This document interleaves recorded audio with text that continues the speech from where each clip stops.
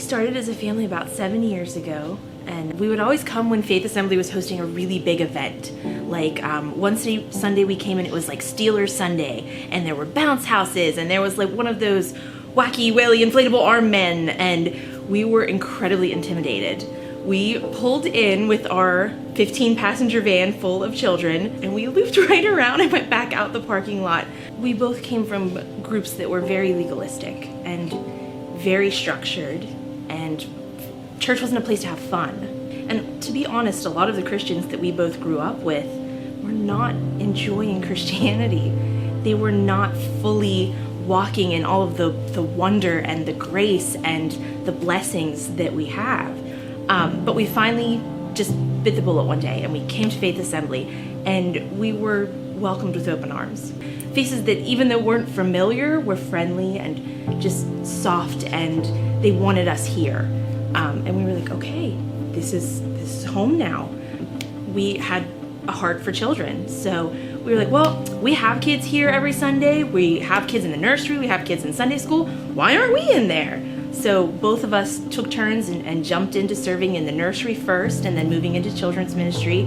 And as our kids got older, jumping into youth ministry. And Jason loved to do transportation. He loved picking up people and just talking to them about coming to church and how exciting it was. And any opportunity to cook anything, he jumped into that. Any opportunity, somebody mentioned, we might have this dinner, I'll cook for it. And he was good at it. I think as a family, there were several defining moments in our walk where we can see growth and change. But for me, there was one moment, having a daughter that I carried to term and lost in birth. I was so mad at God. It wasn't healthy. I remember just holding such anger, like, God, I don't understand. I'm doing everything you called me to do. I'm bringing my family to church. We want to have this big family. Why would you, one, let me carry this baby and then take it at all this so far into it? Why would you do this? And part of that was coming here and healing and realizing that that's not the way God works. But on October 2nd, we lost Jason in a car accident, and I wasn't angry. I expected to be angry. I waited for that. Why, God? Why are you doing this to our family? But it didn't come.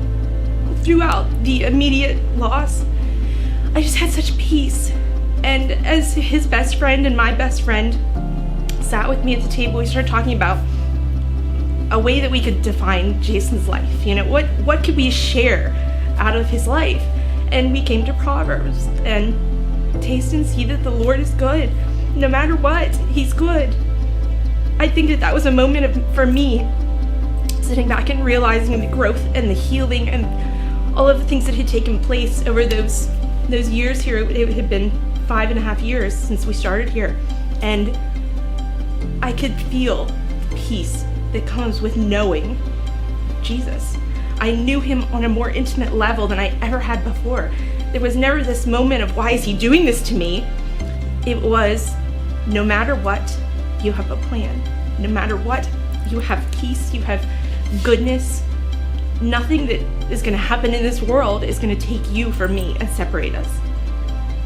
When you're growing and you're really doing more than a superficial surface relationship with Jesus, when you know him personally and intimately, then you realize that no matter what, he's still good.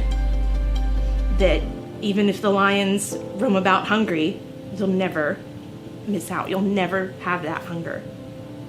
My kids were just turning into teenagers. They were 6th, 7th, and 8th grade when we lost Jason.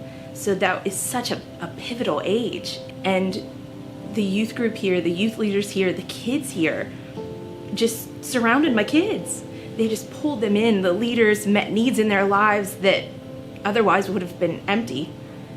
Something I learned is that we're loved a lot more than I realized. It's easy to say, well, I just come to church and then I leave and I go do my life, but there are people here who love you, truly love you. It's helped me to see Jesus in those moments, that where I used to use generosity as a character to define someone, it's grown into God works through the generosity of us. So I'm pretty sure I speak for the whole Wilson family when I say that we're really excited for Activate and the next stage of Faith Assembly. This isn't just a building, that this is an opportunity for brokenness to come, to find healing like we did 7 years ago. We're really trusting that this isn't just going to be a bigger place for more people to sit on Sunday mornings, that this is going to be a place to heal this community.